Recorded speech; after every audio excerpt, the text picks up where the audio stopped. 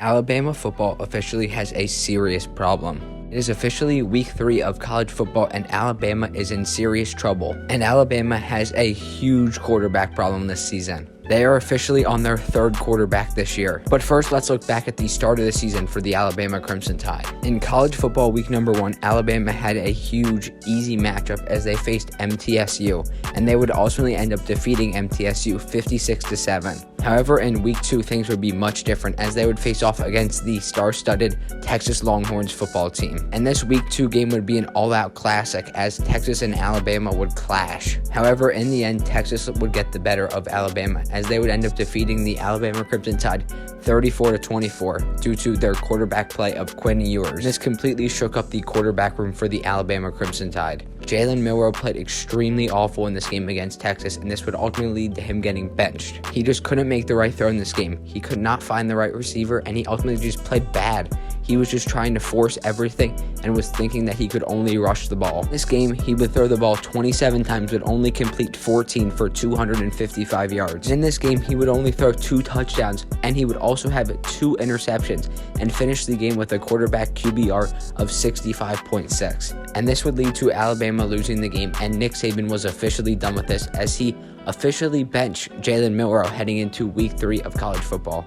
The Alabama Crimson Tide returned towards Tyler Buchner to lead this offense, and Nick Saban officially named Tyler Buchner the starter for the Alabama Crimson Tide for their week 3 matchup. And the Alabama Crimson Tide were supposedly facing an easy matchup in their game versus USF. However, things did not go to plan for Nick Saban and the Alabama Crimson Tide. And maybe they are regretting benching Jalen Milroe, as Tyler Buchner looked completely awful in his very first start for the Alabama Crimson Tide. The offense just looked completely awful in their first half versus USF, and this was just downright awful performance for Alabama. Tyler Buchner could not find the open receiver and just played completely awful. He looked like one of the worst quarterbacks in college football. And in the first half, he would only throw 14 passes and only complete 5 of them for 34 yards. And he led the Alabama Crimson Tide to 0 touchdowns as they would only end up scoring 3 points against USF, and they would go into halftime tied with USF at 3-3. And Nick Saban saw enough after the very first half as he benched Tyler Buchner heading into the second half, and now the Alabama Crimson Tide are using